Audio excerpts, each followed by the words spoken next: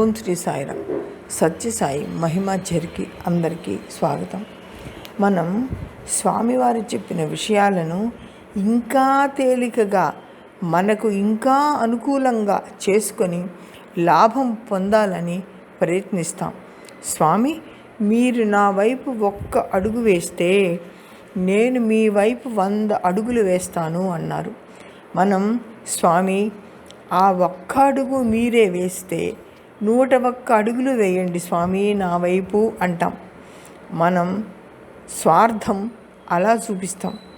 ఒక భక్తుడు స్వామివారు మద్రాసులో ఉండగా స్వామివారి యొక్క అద్భుత లీలల గురించి విని స్వామివారిని దర్శించుకొని వస్తాడు.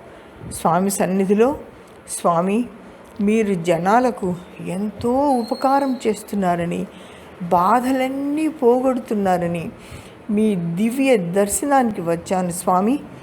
దయచేసి నా భార్యకు పట్టిన పిచ్చి సరిచేయండి. ఎందరో వైద్యులకు చూపించిన ఎవ్వరూ ఏమీ చేయలేకపోయారు స్వామి అని ప్రార్థిస్తాడు. స్వామివారు, నీవు నీ భార్యతో కలిసి పుట్టపర్తికి వెళ్ళి 12 రోజులు సేవ చెయ్యి, అప్పుడు తగ్గిపోతుంది అని చెప్తారు.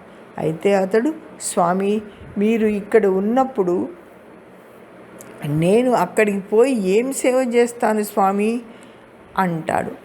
అప్పుడు స్వామివారు, లేదు లేదు, నేను నీ వెంటనే ఉంటాను, నీవు పోయి సేవలు చెయ్యి అని చెప్తారు. సరే అని అతడు పుట్టపర్తికి పోయి సేవ చేయటం మొదలు పెడతాడు. 10 రోజులు అయ్యాక అతడు లెక్క వేసుకుంటాడు. వచ్చిన రోజు వెళ్ళే రోజు కలిపి 12 రోజులు అయిపోయాయి కదా. అందుకని స్వామి చెప్పినట్లు 12 రోజుల సేవ పూర్తయిపోయింది అనుకొని 10వ రోజు పూజలు చేసేసి నైవేద్యం పెట్టి వెళ్ళిపోవాలని అనుకుంటాడు. అయితే హారతిస్తూ ఉంటే అభయ హస్తంతో ఉన్న స్వామి ఫోటోలోంచి స్వామి చెయ్యి పైకెత్తి 2 వేళ్ళు చూపుతూ ఉంటారు. అది చూసి అక్కడ ఉన్న వాళ్ళంతా కూడా ఆశ్చర్యపడతారు. ఏమిటి 2 వేళ్ళు చూపిస్తున్నారు స్వామి అని అందరూ పరిగెత్తి వచ్చి చూస్తారు. ఆ చెయ్యి అట్లాగే ఉంటుంది. ముందుకు వచ్చి 2 వేళ్ళు కదులుతూ కనిపిస్తూ ఉంటాయి. సాంబ్రాణి వేస్తారు, హారతిస్తారు. ఎంత చేసినా కూడా ఆ 2 వేళ్ళు అలాగే ఉంటాయి. ఆ వింత చూడటానికి భక్తులు పరుగున గుంపులుగా వస్తూ ఉంటారు. వారిలో ఉన్న ఒక వృద్ధ భక్తుడు అతన్ని గురించి అడిగి వివరాలన్నీ తెలుసుకొని, అయ్యా, మీరు స్వామి మిమ్మల్ని 12 రోజులు సేవ చేయమంటే మీరు 10 రోజులు చేసి వచ్చిన రోజు వెళ్ళే రోజు లెక్క వేసుకొని వెళ్ళిపోదాం అనుకున్నారు. అందుకే స్వామి 2 వేళ్ళు చూపిస్తున్నారు.